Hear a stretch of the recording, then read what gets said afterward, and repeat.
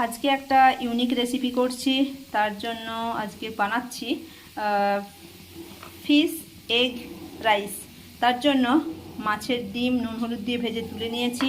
এখানে তাওয়ায় তেল দিয়ে দিয়েছি, তেল দিয়ে জিরা ফোড়ন দিয়ে দিয়েছি, এর সাথে পেঁয়াজ কুচি, লঙ্কা কুচি, আলু কুচি দিয়ে এগুলো একটু ভেজে নিচ্ছি।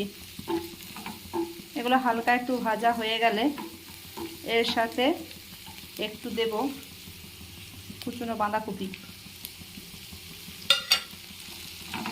এগুলো দিয়ে একটু ভালো করে নেড়ে নিচ্ছি। সব সবজিগুলো একটু ভাজা হয়ে গেছে। এতে এখনও নুন দিইনি, নুনটা পরে দেবো, নাহলে সেই জল কেটে যাবে। আর এর সাথে এবারে ভেজে রাখা ডিমগুলো দিয়ে দিচ্ছি। এর সাথে তৈরি করে রাখা ভাতটাও দিয়ে দিচ্ছি।